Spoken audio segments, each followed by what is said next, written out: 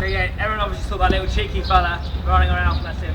But yeah, he's again a Roman beggar as well. So bless him. Does that to me a lot. Sorry? That was the Yeah, I see. He's here all the time. His mum's out there somewhere. Okay, so yeah, this is our final part of the tour. Firstly, I want to say thank you very much for joining me on the tour. I hope you've had an enjoyable morning and afternoon. It's been a pleasure to take you around Berlin and get to know some of you and hear where you're from.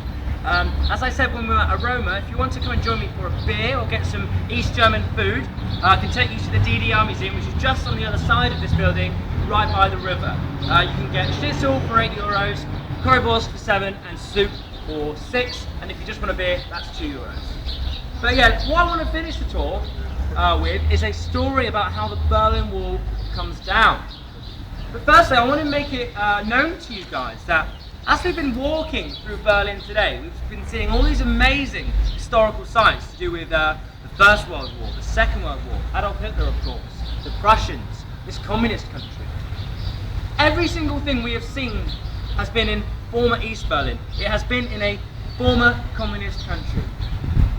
So 21 years ago, we would not have been able to see these amazing sites. How is it therefore that we're able to talk about these things and be here today? In other words, how did the Berlin Wall fall down? Well, the story starts proper in 1985 when Mikhail Gorbachev becomes the leader of the Soviet Union. Now this man introduces two new reforms to Soviet Russia. That is glasnost and perestroika, which kind of means openness and economic reform. Or you can see it another way. Soviet Union was going bankrupt. They were running out of money, they needed to modernize or die. So one thing they can't afford to do is keep their Red Army in the Soviet bloc countries. So they removed their army from Poland, Hungary and Czechoslovakia, for example. Now Hungary, without the Red Army in its way, they decide to change, to open up. And one thing they do is relax their border policy. So for the first time in 40 years, more or less, there is a tiny hole in this iron curtain. Now a lot of these Germans, they decide to go on holiday, and they go to Hungary.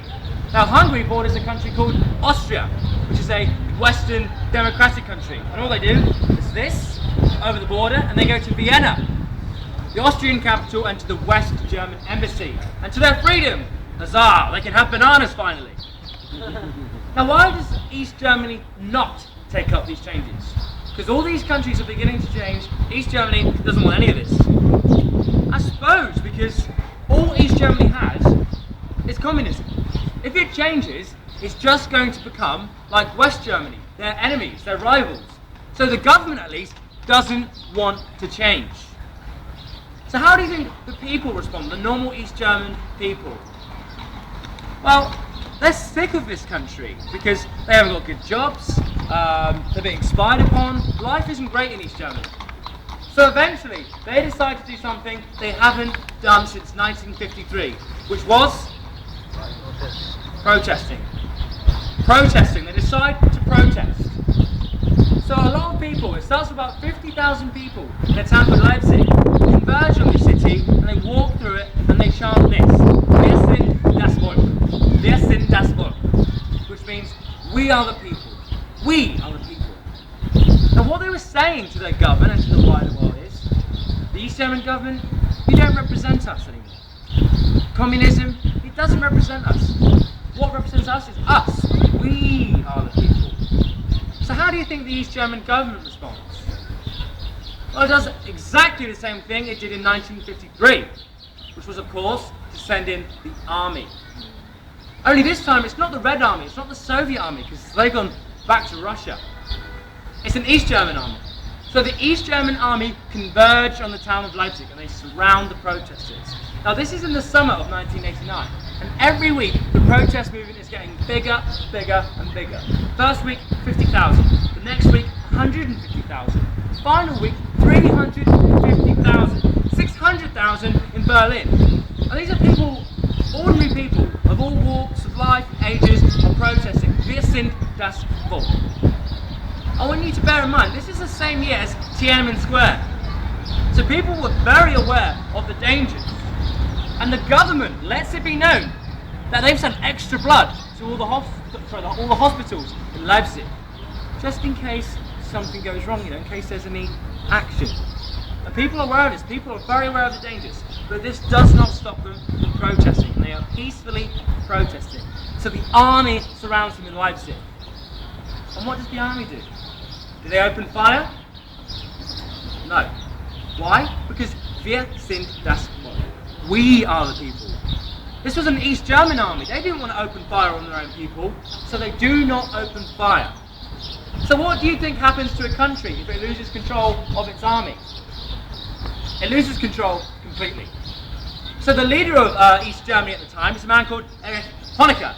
Now he's a proper hardline communist. Really believed in this stuff. In fact, in January of 1989, he says that the Berlin Wall will last for 100 years.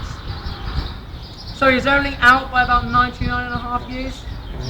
Not very good going there. So he has to resign, and he resigns on health grounds. In other words, he's booted out of there. So finally, the East German government realised we need to modernise or die, and we need to do it instantly. So they decide to change, and they decide to hold a press conference on November the 9th, 1989. All they were going to do was tell the world about the few changes they were going to make. It wasn't anything serious. They weren't going to tear down the Berlin Wall. They weren't going to dissolve the country. They were just making a few changes to the government. Now the press secretary is a man called Günter Schabowski, the big Schabowski. And he's a very, very busy man. He doesn't have time to attend all the meetings that are going on at the time. You imagine it's chaos, it's pandemonium.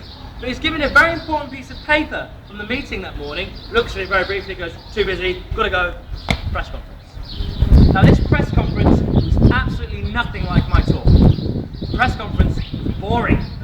People were falling asleep. Honestly, it was a 2-hour, very dull press conference. People were falling asleep.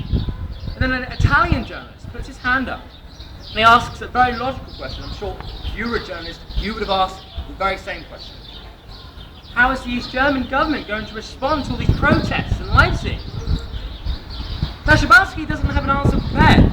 But he has this piece of paper and he goes, okay, as far as I'm aware, border policy is going to be relaxed. They weren't expecting that answer. Everyone's looking at each other and going, did Schabowski just say that? Because he didn't know the answer, he kind of just made it up on the spot. And the next question, again, a very logical question that everyone has their hand up by this point. And they ask, does this include the border between Berlin, East and West Berlin? Looks at the paper and goes, as far as I'm aware, yes. So you imagine all those Berliners and Germans listening on the radio or watching television, going, did he just say that? People are confused, very excited, people do not know what's going on. Now, Schabowski didn't attend the meeting.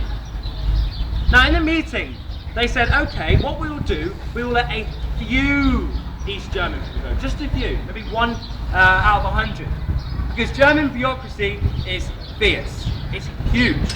So they were saying, if you had the correct piece of paper, passport, visa, double stamp, triple checked, sent back, brought back, then you could go. So 2 people could go, you go to West Berlin, have a few beers, and come back. But Schabowski doesn't realise this. So when someone asks the next very logical question, which I'm sure you probably know what it is, when is this going to happen? Look, I'm an English language teacher and I'm a tour guide. Sometimes, I'll be honest, I do not know the answer to questions. And there's a few things I can do. I can be vague. You know, if we don't know the answer, what do politicians do? They're very vague. So when someone asked Schabowski, when will this happen? He could have said, sometime in the near future, I'll get back to you on that one. Soon. No comment, you know, there are lots of things you can say. But he says this, and I want you to bear in mind, he does not know the answer. He says this. As far as I'm aware, effective immediately. Now. So you imagine all those Germans and Berliners watching their television and listening to their radio. Now, well, they turn off their television and they leave their house and they run to the borders. Very excited. This is nothing what they expected. Now the only other people who weren't told about these changes were, of course, the East German guards. So they're at the checkpoints of the wall, kind of going, thousands of people converging on the wall. And it's pandemonium. pandemonium. It's people pushing and pulling, screaming, let us through, let us through. The wall is meant to be coming down. And the guards are panicking. So they're on the telephone going, what do we do? How do we kill thousands of people with 2 bullets? Where's Eric Honecker? What do you mean he's resigned? And it happens at 10:30 p.m. on November 9th. I guess 2 guards at a place called Konformerstrasse. They just look at each other and do this. There's nothing we can do. And they open the checkpoint. And it is an amazing, extraordinary, life-changing event. People stream through. They are free for the first time in 28 years. Bear in mind it was the 80s, so it's big glasses, big hair, big coats, and they are running through tears of joy. Friends, family are reunited. A few hours later, Checkpoint Charlie opens. And a few hours after that, the next day, Brandenburger Tor opens. And this is when David Hasselhoff comes to Berlin. And he sings people to their freedom. He goes, I've been looking for freedom. Yeah.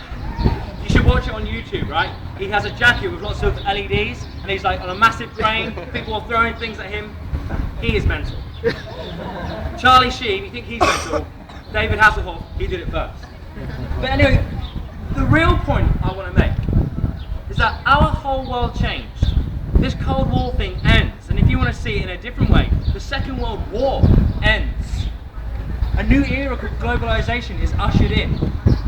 The East Germans get their freedom, and this new country forms because one man didn't know the answer. Because one man didn't know the answer, this country changes in a matter of hours, and it does so peacefully. So I'm really glad that Przewalski didn't know the answer. I think you'll all agree we live in a very, very strange world. And on that note, that's the end of the talk. Thank you ever so much. I hope you've enjoyed yourself today. Thank you very much. Thank you very much. So I will stay here.